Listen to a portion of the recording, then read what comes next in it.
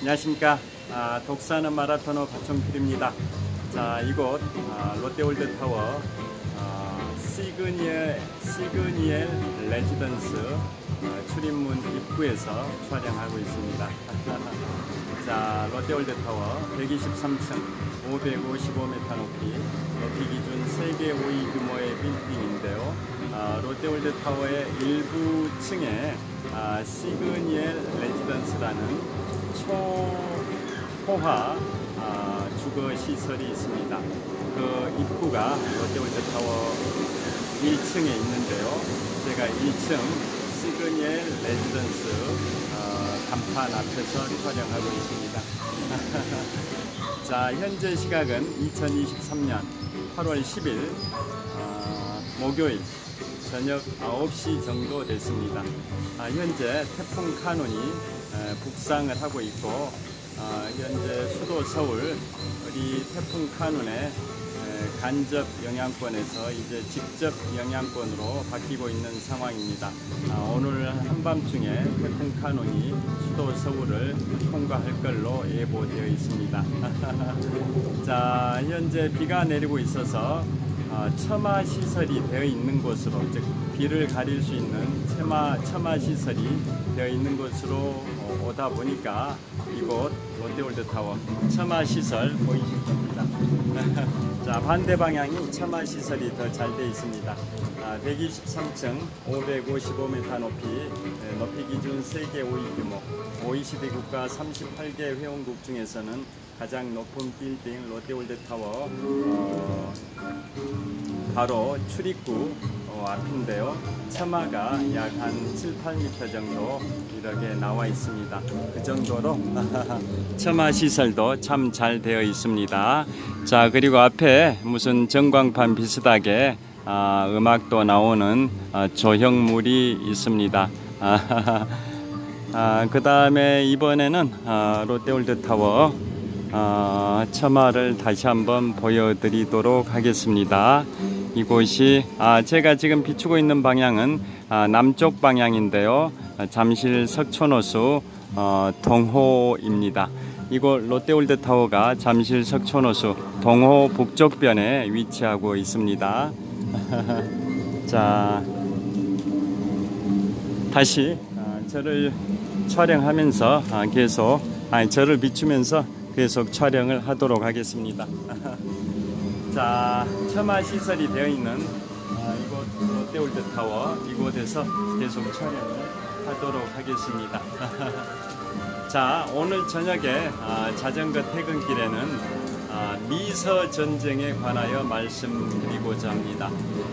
미국 제국주의의 신호탄이 1890년 미국이 하와이를 합병한 겁니다. 그 이후에 본격적으로 미국의 제국주의가 시작된 게 1898년에 미서전쟁, 미국과 스페인 간의 전쟁을 미서전쟁이라고 합니다. 자, 미국이 제국주의를 언제 시작했는지 그 시점이 바로 19세기 말 1800년대 말인데요. 그 과정을 오늘은 소풍과도 같은 전쟁이었다라는 평가를 받고 있는 전쟁이 미국과 스페인 간의 전쟁, 미서 전쟁입니다.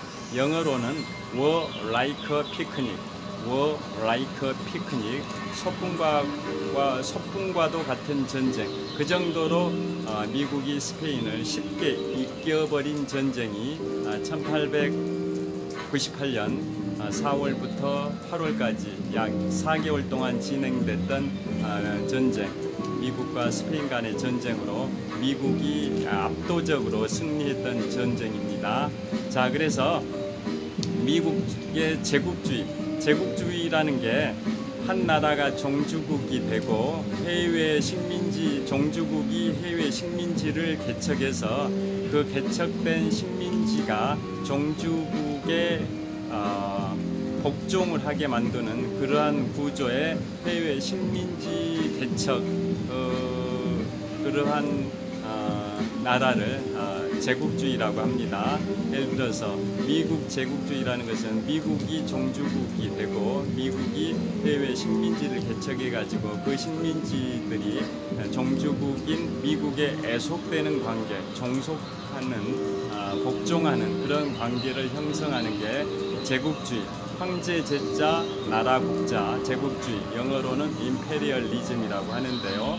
그게 바로 서세 동점의 시대, 19세기는 제국주의의 시대였다라는 거 다 아실 겁니다. 서양의 세력들이 동양을 점령해 나가는 서세 동점의 시대에 수많은 유럽의 열강들이 아시아 대륙의 각 나라들을 정복하면서 식민지 국가로 만드는 그런 제국주의의 물결이 팽배했던 시대가 서세 동점의 시대, 19세기 즉 1800년대인데요. 대표적인 게 해가 지지 않은 영원한 대영 제국을 건설한 영국의 빅토리아 여왕 시대입니다. 자, 서기 1837년부터 1901년까지 64년 동안 영국을 통치하면서 해가 지지 않은 영원한 대영 제국을 건설했던 여왕이 영국의 빅토리아 여왕입니다.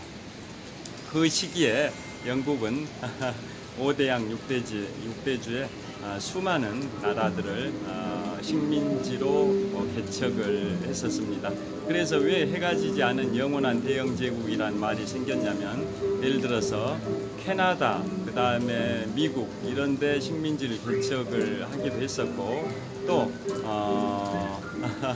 아시아로 넘어와서 홍콩 이런 데도 식민지 개척했고, 그 다음에 남반구에서는 호주, 뉴질랜드, 그 다음에 또 인도양으로 가서는 인도, 그 다음에 또 아프리카의 다양한 국가들을 식민지로 개척했던 나라가 바로 영국인데요. 그래서 지구가 계속 자전을 하게 되면, 예를 들어서 캐나다나 미국이라는 식민지가 해가 진다 할지라도 지구가 자전함에 따라 또 다른 식민지는 항상 해가 떠 있는 거죠. 그러니까 지구가 계속 자전하면서 식민지 국가들이 어떤 나라는 해가 진다 할지라도 또 다른 식민지는 항상 또 해가 떠 있고, 또 그 해가 떠 있던 식민지가 또 해가 지더라도 또 옆에 있는 식민지는 해가 떠 있고, 이런 식으로 해서 세계의 이 지구가 자전함에 따라서 영국의 식민지 중에 최소한 한 나라 이상은 해가 항상 떠 있다.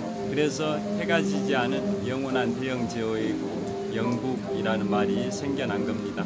그게 바로 그 중심에는 1837년부터 1901년까지 64년 동안 영국을 통치했던 빅토리아 여왕 시대의 그 식민지 개척의 절정기라고 보시면 되겠습니다. 자, 그 미국도 결국은 그 전 앞선 시대에 영국의 식민지 개척의 일환으로 미국이 개척이 된 건데요.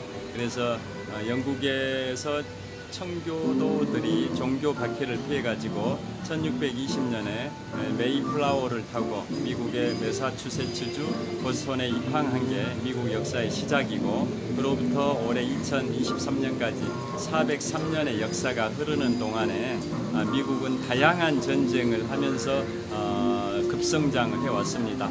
미국이 겪었던 다양한 전쟁이라는 게 영국으로부터 독립하는 독립전쟁, 그 다음에 또다시 미국과 영국이 전쟁을 하는 미영전쟁, 그 다음에 또 미국이 멕시코와 또 전쟁을 하는 또 전쟁이 있었고, 그 다음에 또 남북전쟁이라는 내전이 있었고, 그 다음에 오늘 말씀드릴 1898년에 미서전쟁, 즉 미국과 스페인 간의 전쟁이 있었고, 또 1차 세계대전, 또 2차 세계대전, 그 다음에 6.25 한국전쟁을 주도했었고, 그 다음에 베트남 전쟁, 또 걸프 전쟁, 아프가니스탄 전쟁, 이라크 전쟁, 수많은 전쟁을 미국은 수행을 하면서 유일한 세계 최강국으로 성장을 해왔는데요. 그런 식으로 미국이 성장하는 과정에서 많은 전쟁이 있었습니다만은 그 중에 미국 제국주의의 시작, 서막이라고 평가할 수 있는 전쟁이 1898년 미서전쟁, 미국과 스페인 간의 전쟁입니다. 그래서 오늘은 미국과 스페인 간의 미서전쟁에 관하여 말씀드리고자 합니다. 자, 그러면 먼저 그 전 단계에서 유럽 열강들은 미국보다 먼저 아시아나 아프리카 대륙에 진출해서 많은 나라를 식민지로 개척을 했었는데요. 미국은 미국 대륙 내부에서 서부로 고 웨스트 서부 개척의 역사, 프론티어의 그러한 개척 시대에 몰두하다 보니까 다른 유럽 열강들과는 달리 해외의 식민지 개척에는 좀 늦게 출발을 했었죠. 그래서 이제 가장 먼저 시작했던 게 1853년에 미국의 페리 제독을 일본에 보내서 페리 제독이 일본의 개항을 요구했고, 이듬해인 1854년에 미국에 의해서 일본이 개항, 항구를 열었다라는 그 역사가 있는데요. 그 다음에 이제 식민지 개척, 즉 제국주의의 신호탄이라고 할 수 있는 게 바로 1890년에 미국이 하와이를 합병한 그겁니다. 그 당시에 미국의 다양한 자본들이 하와이에 진출해가지고 하와이의 사탕수수 농장 이런 데를 많이 소유를 했었습니다. 그래서 하와이에 그 사탕수수 농장이나 또 설탕 공장 이런 것들은 미국 자본이 상당히 많이 진출해 있었는데요. 그래서 그 하와이의 미국 자본에 의해서 생산된 사탕수수와 설탕이 많다 보니까 그러한 설탕이 미국에 수입될 때는 기본적으로 수입 관세를 면제를 해줬었습니다. 그런데 1890년에 들어서 그 면제해준 조치 자체는 1875년에 미국과 하와이가 협정을 맺었었습니다. 미국의 자본들이 하와이에 진출해서 다양한 사탕수수 농장을 소유하고 있고, 또 거기에서 생산된 설탕, 그러한 특수성을 감안해 가지고 그 설탕이 미국에 수입될 때는 관세를 면제를 해준 협정이 1875년에 미국과 하와이 간에 맺어졌었는데요. 그로부터 15년이 지난 1890년에 맥킨리법을 만들었습니다. 나중에 제25대 대통령이 되는 분이 맥킨리 대통령인데요. 그분이 대통령이 되기 전 시절에 입법을 주도해가지고 만든 법이라 해서 맥킨리법이라고 하는데요. 그래서 1890년에는 맥킨리법을 만들어서 15년 전에 체결됐던 그 설탕 수입관세 면제 관한 협정을 파기시켜 버립니다. 그러니까 그 당시에 1890년 그 당시에 하와이의 여왕이 그거에 분개를 하고 사탕수수 농장들 미국 소유로 되어 있는 것을 다 국유화 시켜버립니다. 그러니까 그 미국 자본가들이 그 하와이에 주둔하고 있는 미국 해군에게 읍소를 합니다. 이러이러하게 하와이 왕국에서 미국 자본들을 다 몰수하고 국유화 시켜버렸다라고 말하니까 미국 해군 병사들 불과 150명만 파견을 합니다. 그래서 하와이 왕국의 여왕을 축출을 해버립니다. 그래서 하와이를 합병을 해버린 시기가 1890년인데요. 그게 바로 미국 제국주의의 신호탄, 첫 총성이라고 생각을 하시면 됩니다. 자, 그로부터 8년이 지나서 1898년에 미서전쟁이 발생되는데요.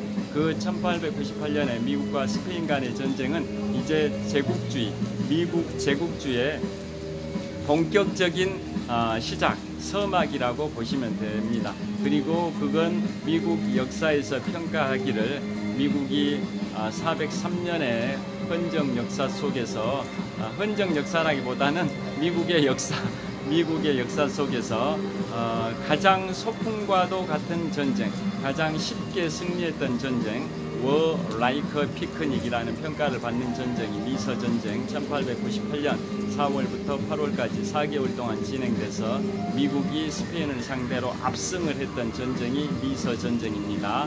왜 미서라고 하냐? 미국 할 때 미에다가 서바나 할 때 서자입니다. 자, 우리가 중국식 한자 표기로 유럽을 구라파라고, 프랑스를 불란서라고, 이탈리아를 이태리라 하고, 뭐 이런 식으로 표기를 하지 않습니까? 네덜란드를 파란이라고 하듯이 스페인, 에스파냐를 서바나라고 합니다. 서바나. 그래서 서바나 할 때 서자를 하고, 또 미국 할 때 미자를 해서 미서전쟁이라고 합니다. 그래서 그러면 오늘 미서전쟁이 왜 소풍과도 같은 전쟁이었는지, 또 미서전쟁 결과 어떠한 전리품을 미국이 챙겼는지를 말씀드리겠습니다.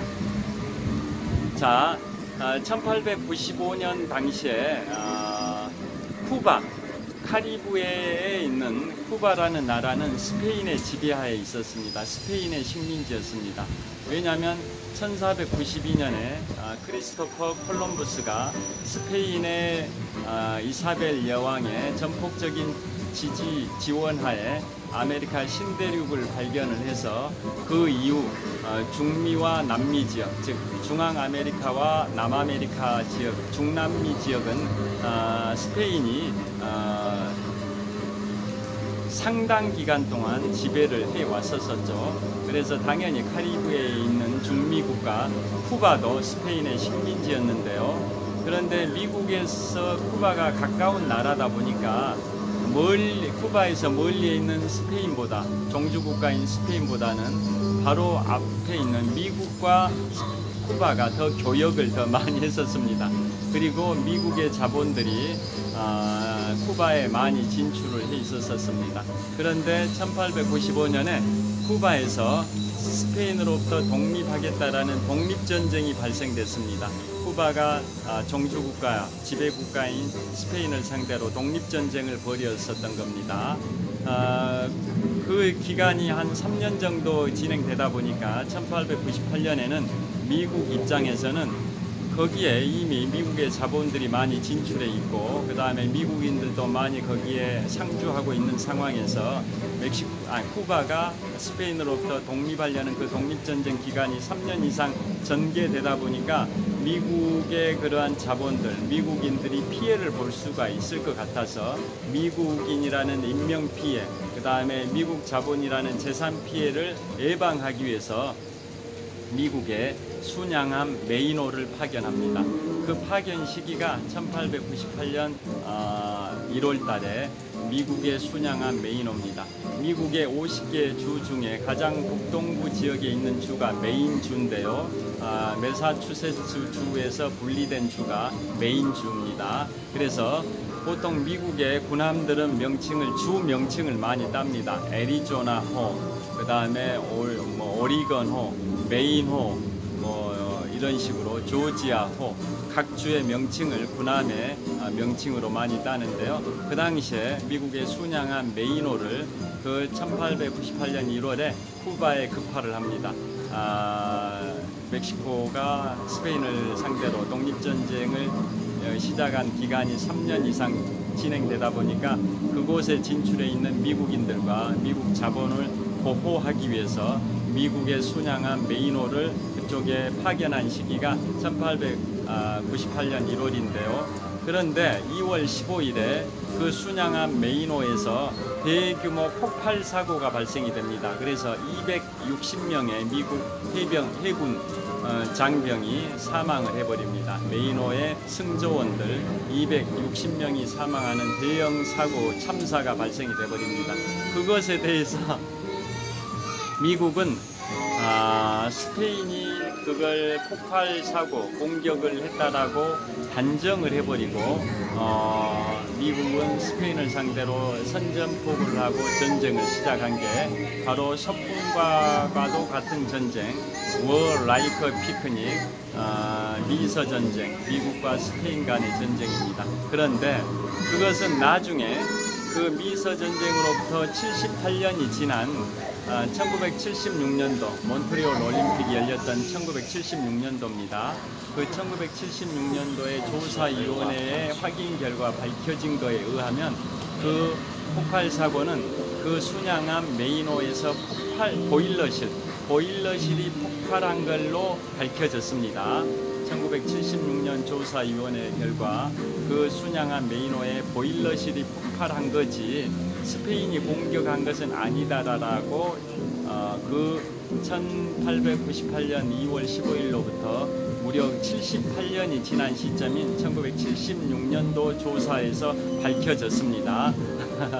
그런데 그 당시에는 1898년 2월 15일 폭발해가지고 260명의 미국 해군 장병들이 사망한 그 시점에는 이게 스페인의 공격이라고 쉽게 단정을 해버리고 미국은 스페인을 상대로 전쟁을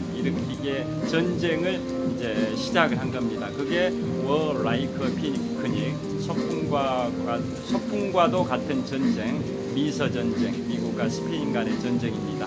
그래서 결과는 어떻게 됐을 것 같습니까? 불과 4개월 진행이 됐었는데요. 미국이 압승을 합니다.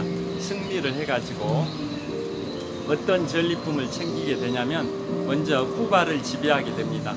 즉 쿠바의 종주국가가 이제는 스페인이 아니라 미국으로 넘어가게 됩니다. 그래서 그 시기로부터 1959년 피델 카스트로가 공산혁명을 일으켜가지고 쿠바의 공산화가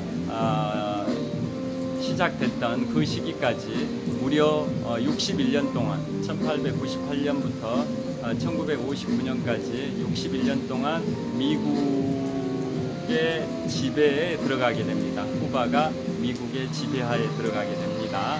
자, 그래서 그 미서전쟁에서 승리한 미국이 챙긴 최고의 전리품은 그 쿠바의 식민지화라고 볼 수도 있는데 더 큰 전리품이 있습니다. 그건 이제 곧 말씀드리겠습니다. 자, 그래서 쿠바를 지배하게 됐고, 그 다음에 푸에르토리코를 또 미국령으로 획득을 하게 됐고, 또 태평양에서 괌과 또 사모아도 괌과 사모아. 그래서 푸에르토리코, 괌, 사모아 이런 지역도 다 미국령으로 확보를 하게 됐고요.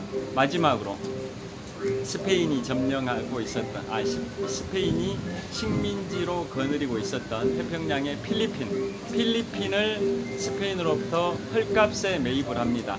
2천만 달러에 매입을 합니다.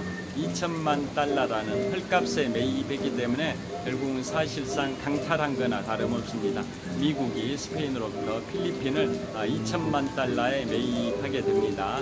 자, 여기서 퀴즈 하나 내드리겠습니다. 왜 필리핀, 국가 명칭이 왜 필리핀일까요? 그 이유는 세계 3대 해전 중에 하나가 1588년의 칼레 해전입니다.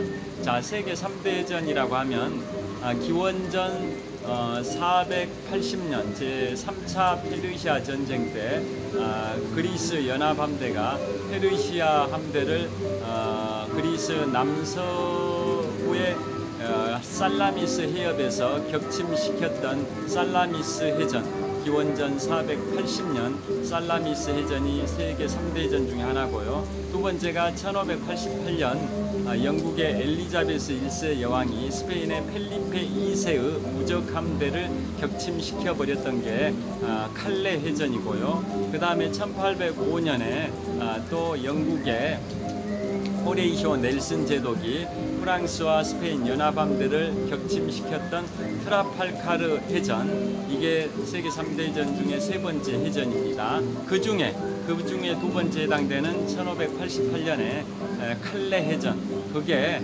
1588년에 일어났고 그게 임진왜란이 일어나기 4년 전입니다. 그때 영국의 엘리자베스 1세 여왕이 스페인의 펠리페 2세의 무적함대가 스페인어로는 아르마다 인베시블레입니다. 스페인어로 무적함대가 아르마다 인베시블레인데요. 그 영국의 엘리자베스 1세 여왕이 스페인의 펠리페 2세의 아르마다 인베시블레 무적함대를 격침시켜버렸던 게 세계 3대 해전 중에 하나인 칼레 해전입니다. 그 칼레 해전 때 패배했던 스페인의 왕이 펠리페 2세인데요. 그 펠리페 2세 시절에 필리핀을 식민지로 차지하게 된 겁니다. 그래서 식민지 종주국가 스페인의 국왕 이름인 펠리페 2세의 이름을 따가지고 피지배 국가인 필리핀의 국가 명칭을 정한 겁니다. 그래서 펠리페 2세라는 이름에서 필리핀이라는 국가 이름이 왔습니다. 여하튼 자, 1898년 미서전쟁 결과 미국이 스페인을 상대로 소풍과도 같은 전쟁 워 라이커 피크닉을 통해서 승리해서 쿠바를 지배하게 됐고 푸에르토리코, 괌, 사모아를 또 획득을 하게 됐고 그 다음에 가장 큰 전리품 필리핀을 스페인으로부터 2천만 달러의 강탈을 하게 된 겁니다. 최고의 전리품이 됐습니다. 그 이후로 다 잘 아시다시피 1905년에 바로 카스라 테프트 미략이 나온다라는 거 아실 겁니다. 카스라 테프트 미략, 그게 뭐냐? 카스라 테프트 미략이라고 하면 바로 그 시기가 1905년이니까 미국이 스페인으로부터 필리핀을 2천만 달러에 강탈했던 시기로부터 7년이 지난 시점입니다. 1905년 그 카스라 테프트 미략, 그게 뭔지 다 역사를 통해서 아실 텐데요. 그건 바로 이겁니다. 미국이 필리핀을 지배하는 것을 일본이 인정하겠다. 또 반대로 일본이 조선을 지배하는 것을 미국이 인정하겠다라는 밀실협약이 일본의 수상 가스라와 미국의 대통령 특사 테프트 간에 맺어진 가스라 테프트 미략이라는 거 다 아실 겁니다. 그 미략 때문에 일본은 이제 급속도로 조선을 식민지화 해버린 거죠.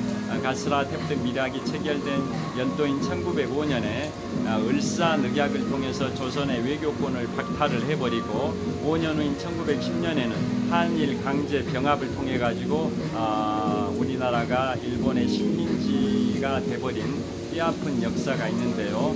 그 중심에는 가스라 테프트 미략이라는 밀실 협약을 통해서 비정한 외교의 그러한 밀실 거래가 있었던 그런 가스라 테프트 미략이 있었기 때문에 일본은 힘을 받아서, 즉 일본이 조선을 인정하는 것을 일본이 조선을 지배하는 것을 미국이 인정한다. 단 만주에는 눈독 들이지 마라. 일본은 만주 지방에는, 만주 지역에는 눈독 들이지 말고 조선만을 지배해라. 그러면 미국이 눈 감아 주겠다. 반대로 미국이 필리핀을 지배하는 것을 일본이 눈 감아 주겠다, 인정하겠다. 이게 가스라 테프트 미략이지 않습니까?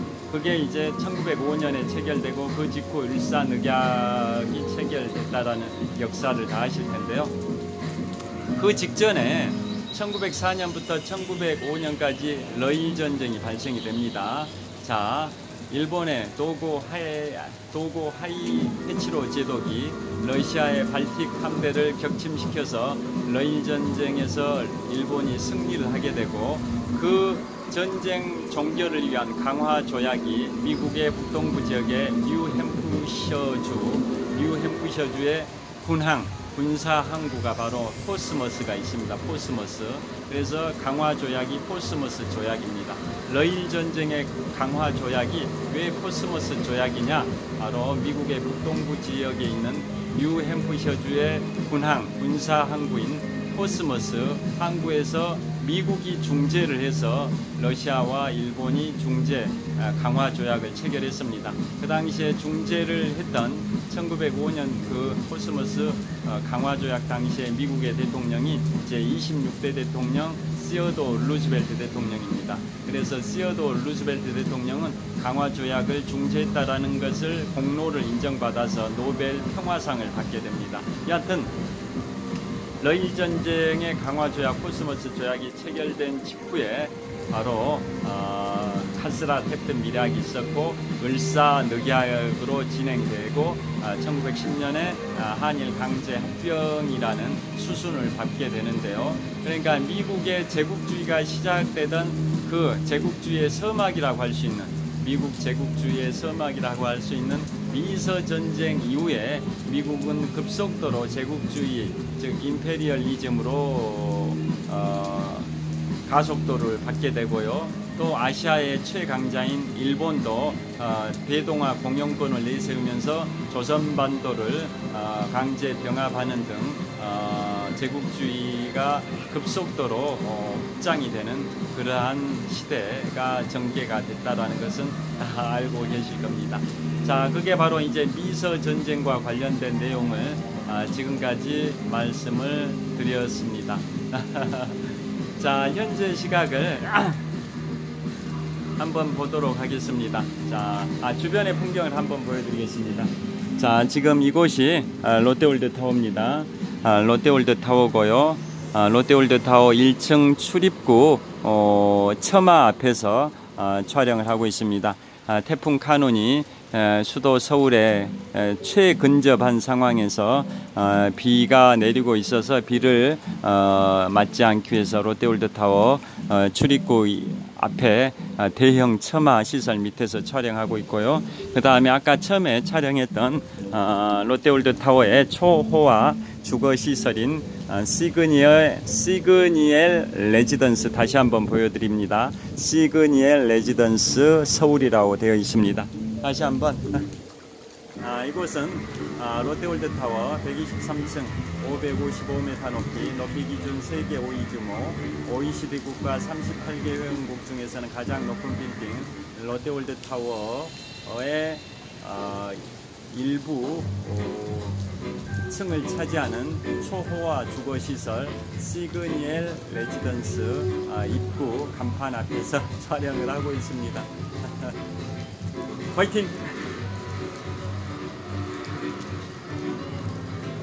자, 현재 시각을 한번 보겠습니다. 현재 시각은 9시 30분 정도 됐습니다. 자, 그리고 이 조명, 조형물,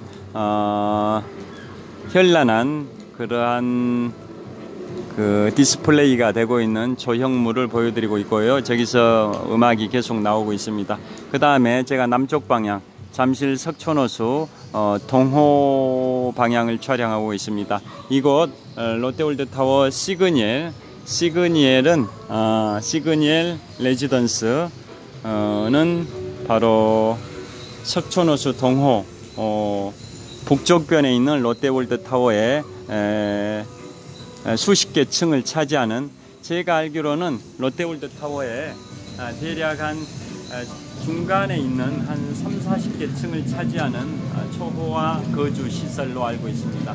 롯데월드 타워가 123층 555m 높이인데요. 그 중에 대략 제가 짐작입니다. 제가 알기로는 한 35층에서 한 75층 정도까지 약 한 30-40개 층을 거주 시설, 초호화 거주 시설인 시그니엘 레지던스로 활용하고 있는 것으로 알고 있습니다.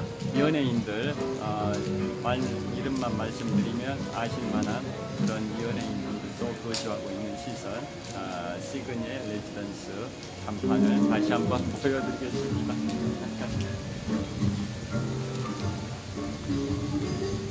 자, 이곳은 롯데월드 타워 한 30-40개 층을 사용하고 있는 초호화 거주 시설 시그니엘 레지던스 간판을 보여드리고 있습니다. 화이팅! 자, 다시 이쪽으로 이동해서 계속 촬영을 하도록 하겠습니다. 그럼 얼마 한다고?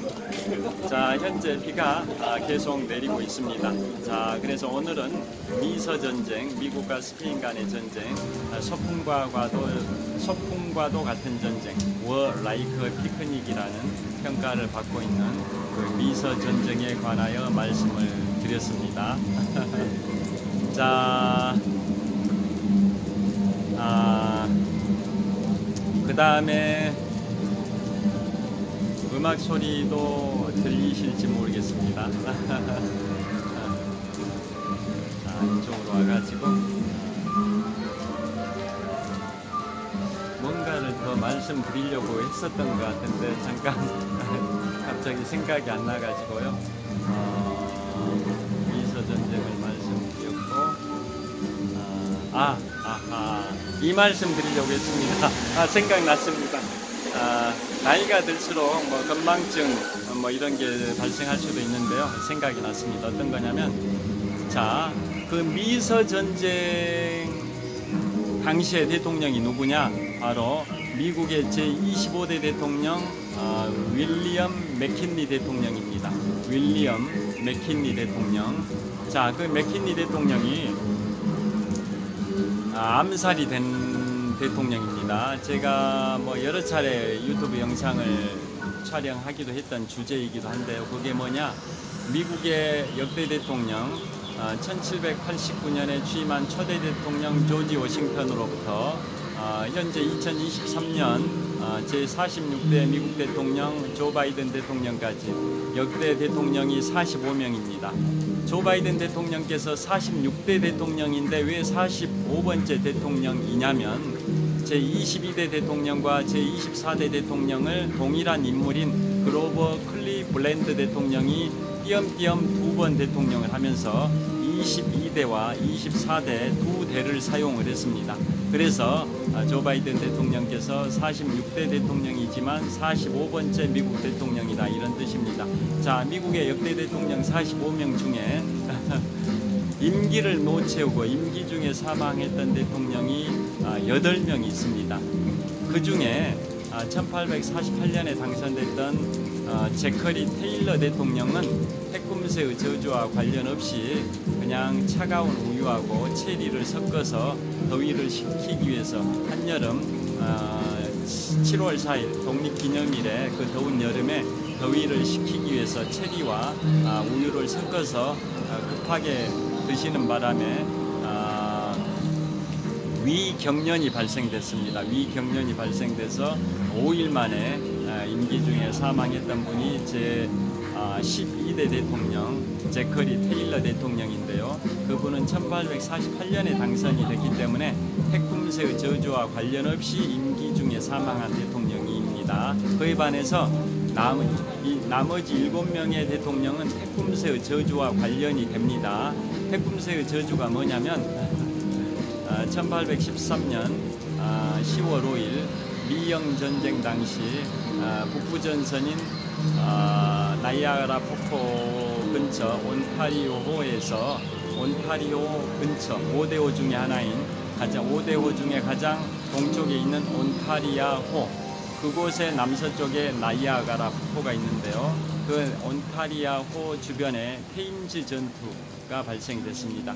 테임즈 전투에서 그 당시에 영국군과 인디언들이 연합군을 형성했고 미국을 상대로 미영 전쟁이 진행됐는데요. 그 당시에 미국의 화력이 워낙 막강했었습니다. 그런데 그 당시에 인디언의 쇼니족의 주장 태쿰세가 있었습니다. 그 태쿰세가 전설적인 주장으로 영국과 연합국을 형성해서 미국과 싸우는데요. 아무리 무공이 출중한 태쿰세 주장이라 할지라도 미국의 화력이 워낙 막강하다 보니까 나중에 미국의 총사령관 윌리엄 해리슨이 인디언 쇼니족의 주장 태쿰세를 사살합니다. 그때 사살당한 태쿰세가 사살을 한 미국의 총사령관 윌리엄 해리슨에게 저주의 말을 남깁니다. 뭐라고 남기냐? 앞으로 20년마다 1의 자리수가 0으로 끝나고 10의 자리수가 짝수인 연도에 당선이 되는 미국의 대통령은 임기를 못 채우고 임기 중에 사망할 것이다 라는 저주의 말을 남기는데요. 자, 그게 20년 주기설입니다. 20년마다. 그 다음에 1의 자리수가 0으로 끝나고 10의 자리수가 짝수인 연도에 당선이 되는 미국의 대통령은 임기를 못 채우고 임기 중에 목숨을 잃을 것이다 라는 저주의 말을 남기는데요. 그게 20년 간격으로 당선됐던 미국의 역대 대통령 7명이 임기를 못 채우고 임기 중에 사망했던 사건의 원인이 된 저주가 바로 1813년 10월 5일에 인디언 쇼니족의 주장 태쿰세가 했던 저주의 말 때문입니다. 미영전쟁 당시 북부전선인 캐나다 온타리아호 테임즈 전투에서 태쿰세라는 인디언 추장이 했던 말이 미국의 역대 대통령 7명이 연속적으로 사망한 사건의 원인이 되는 저주가 태풍새 저주입니다. 자, 그래서 가장 첫 번째 저주를 당한 사람이 그 미영 전쟁 당시에 저주의 말을 직접 들었던 미국의 총사령관 윌리엄 해리슨이 그 저주를 당한 때로부터 27년이 지난 시점인 1840년에 미국의 9대 대통령에 당선이 됩니다. 1840년이니까 1의 자리수가 0이라는 숫자고, 그 다음에 10의 자리수가 4라는 짝수인 연도에 당선됐습니다. 그래서 태꿈새 저주의 첫 번째 희생자가 바로 제9대 대통령 윌리엄 해리슨이고요.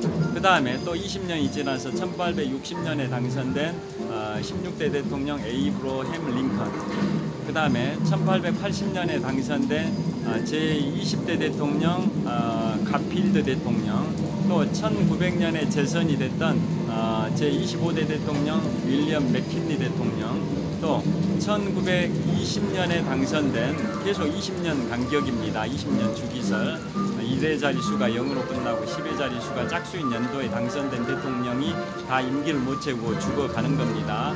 그래서 1920년에 당선된 제29대 대통령 하딩 대통령, 그 다음에 1940년에 3선이 된 미국 헌정 역사상 전무후무하게 대통령을 4번 했던 제32대 대통령 프랭클린 루즈벨트 대통령은 1940년에 3선이 됩니다. 그 다음에 또 20년 후인 1960년에 제35대 미국 대통령으로 당선된 존 F 케네디까지 총 7명입니다. 즉 1840년에 당선된 제9대 대통령 윌리엄 해리슨으로부터 1960년에 당선된 제35대 대통령 존 F 케네디까지 총 120년 동안 20년 간격으로 당선됐던 대통령 7명이 임기를 못 채우고 임기 중에 사망을 했는데요.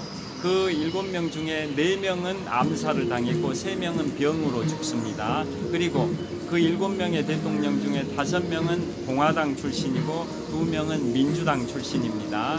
그래서 첫 번째 그 1840년 당선된 9대 대통령 윌리엄 해리슨은